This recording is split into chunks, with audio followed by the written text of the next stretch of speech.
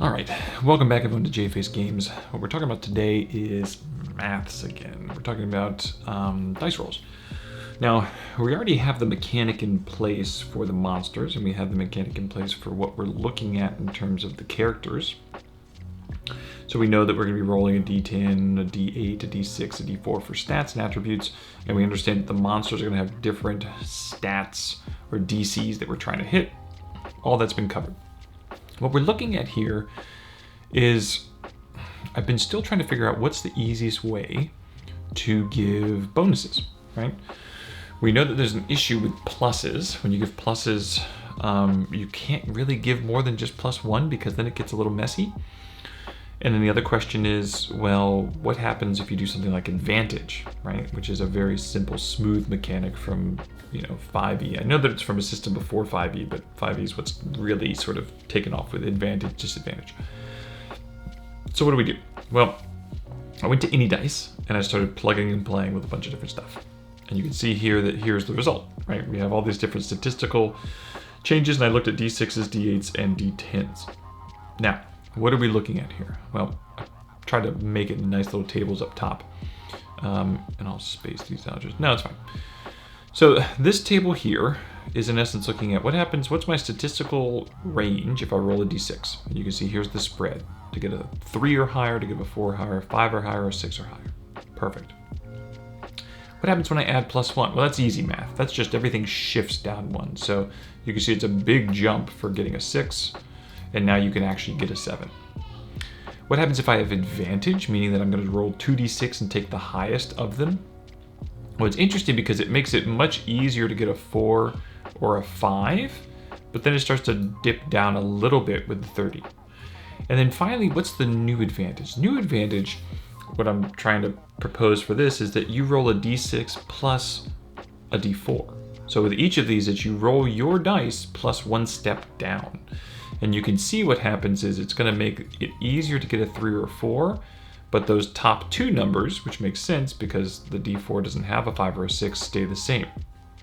Interesting. Let's go down to d6s or d8s. So d8s, here's your range moving down. Here's your +1, everything just shifts as normal, right? So you have this huge jump, 25% chance of a d8, 50% chance here, 60% chance here. Advantage makes it crazy good in this sort of mid-range. Whoops. Crazy good in this mid-range, and it tapers down when you get to the top number.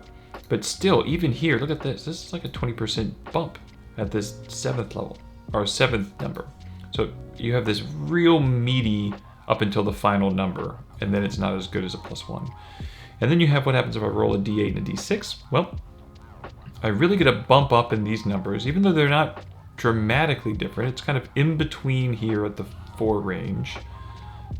Just a little bit better than +1, a little bit less than +1, and then the same as normal dice, right? What about d10? D10 is going to see the same pattern, right? It's the same pattern in the sense of when you're looking at, it's not as good as advantage, but it's a little bit better than +1 for these low numbers. Then it catches up to being about the same when you get to the very high numbers as +1, and then it gets back to being just like the normal dice. So what do I like about this so far? What I like about this is that when we're thinking about this system, your dice represents sort of your proficiency, your capability, etc. So let's just talk about like a weapon, right? Like a short sword or a long sword. We'll talk a long sword. So you have a long sword. If you're a D10 fighter with a long sword, that means rolling a 9 or 10 is really hard, and you're an expert at that weapon. So rolling a 9 or 10 is hard, and you're an expert at that weapon, right?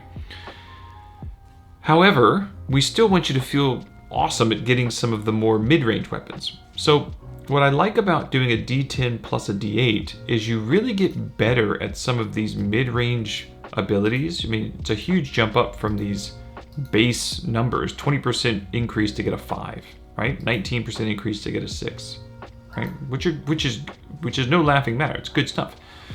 But in order to do that amazing excellence of a 10 or 9, you're still kind of the same. And people that have a D8 don't even have a chance of doing that. Like, so if someone has just a normal D8 or a normal D6 striker, they can't even get that close, right? But you can reach that. It's just hard.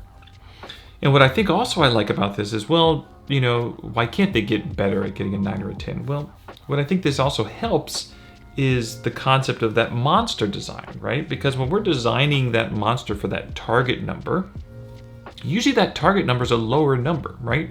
That target number is here. Now, the bloodied number or the death number might be way up in this 7 to 10 range, depending on the monster, you know, because like we talked about goblins, I think we said death ranges, death DC might be like a 4 or 5.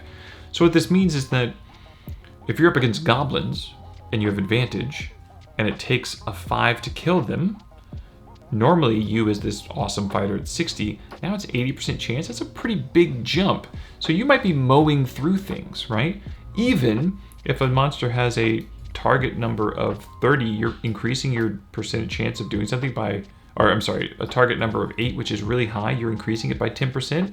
That's pretty massive, right? So I think that I like what this range is doing in respect to what it means to have a D8 and a D10 as your striker dice or your ability dice, and what those numbers mean in terms of target value and what they're going to do to a monster. Because getting the bloodied number or getting the death number is a big deal. So that more mid-range monsters, hitting those numbers, you become really good at it. But a monster that's supposed to be epic in essence and sort of what it takes to actually hit a death number, it's harder, right? Now, what this doesn't take into account is still the concept of like pluses, right? Because we still have the effect die, which currently the effect die is giving you pluses.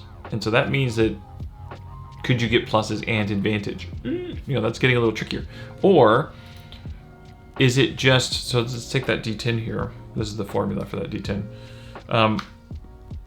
What if it's like we're actually doing multiple D8s here? So maybe this is the scenario of double advantage. Like, what does it mean to have double advantage? Well, in this scenario, you can see that that range, you're now 46% chance on an 8, whereas here it was 39%. So it didn't bump up a ton. 66 at 7. That one jumped up a lot. So it still jumps up dramatically in these mid ranges. So maybe you could do double advantage, you know, single advantage, double advantage, where you're rolling these step dice below. I don't know. I still like the idea of effort just being a +1 depending on the pips, because it still is hard to get those +1s because you're having to sacrifice not taking points in spark points. So you can do feats and abilities. You're instead taking this effort.